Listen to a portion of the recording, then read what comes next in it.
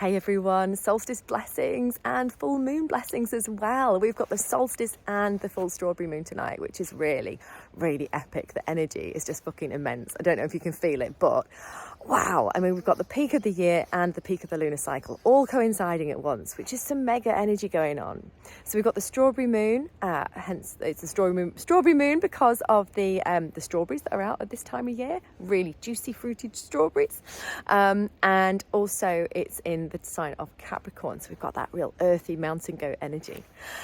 And we've got the peak of the solstice energy as well. So if we think about this, it's like the pinnacle of the year in terms of energy. It's like the energy's been building and building and building, and everything's been growing and growing and flourishing. And hopefully we've been growing and growing and flourishing.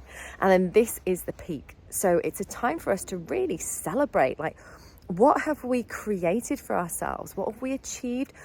Who are we now? Celebrating ourselves as to who we are, and celebrating our greatness, because it's something that we don't do very often, especially if we're British and we're, a little bit reluctant to blow our own trumpets. But this is an opportunity for you to really honour that in yourself.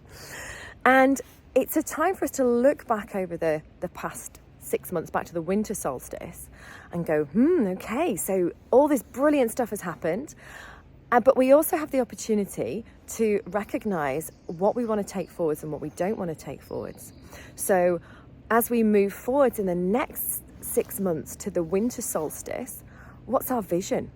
What do we want to bring in, but what do we want to let go of? So what doesn't serve us anymore? What can we release so that we can move forwards with energy and clarity? Now, of course, we're going into the darker side of the year. From now on, the days are going to get shorter, and some people can get a bit melancholy about that.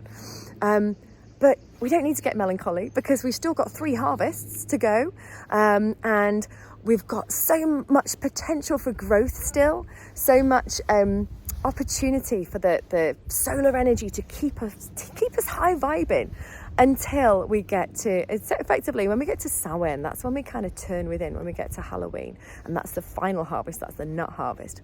So all of this time we've got to really have a good vision, have a great vision about what we want to bring in. And this is where the full moon actually comes in this time. So normally on a full moon, we focus on celebrating what it is we have achieved, and also really focusing on letting go of what it is that we no longer need anymore.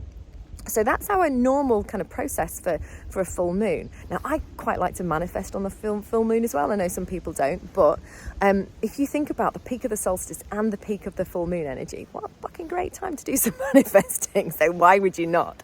So yeah, the full moon is in Capricorn.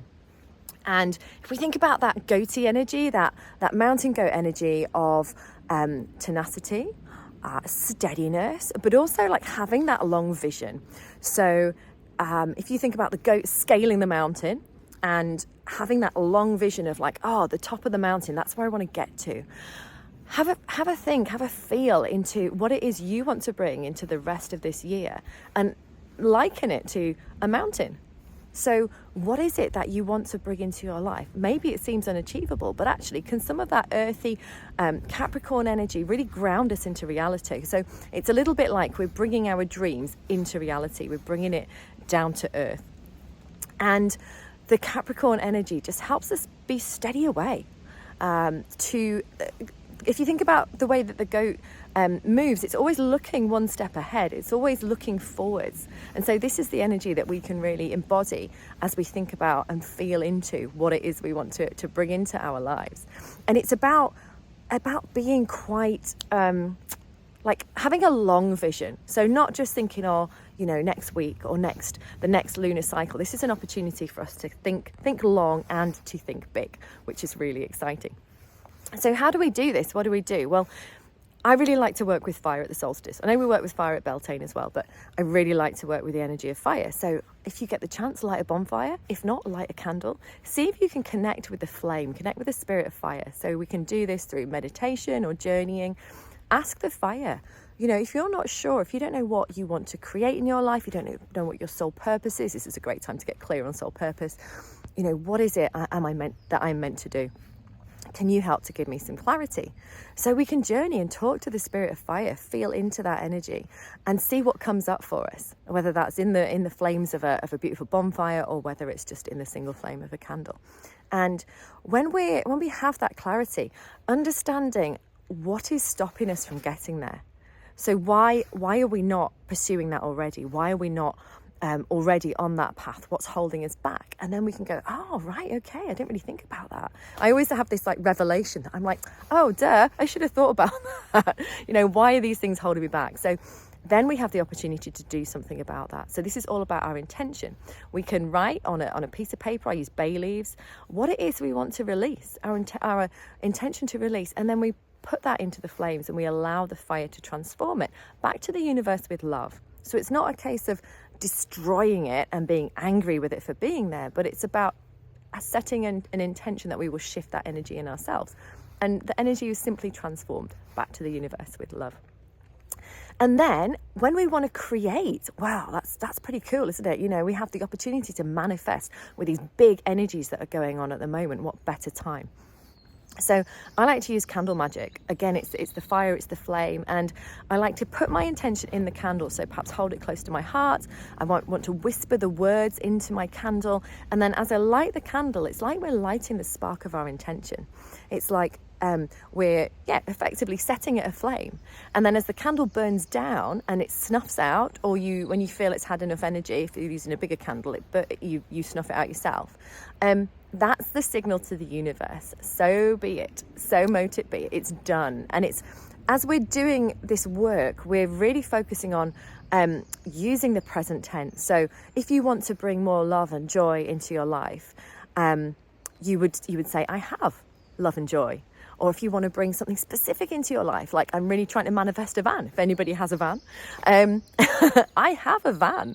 So it's bringing it into the present moment, and it's also seeing yourself in the future in that space as well, and then holding that in your heart and sending those vibes out to the universe.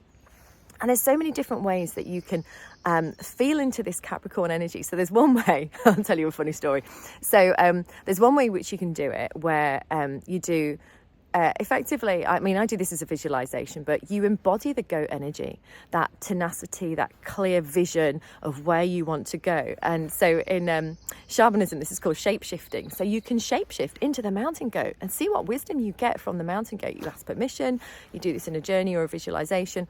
And I did this at a circle, oh God, I can't remember when, a while ago. So I shape-shifted into the mountain goat. And we were walking up the mountain, and it was a male mountain goat, and all I could feel was this really big pair of swinging dangly bollocks. And I had to go, look, goat, I'm really sorry, I'm gonna have to come out because I just can't concentrate on what we're doing. I'm gonna have to walk next to you.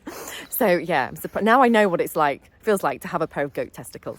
Never thought that would be a thing in my life.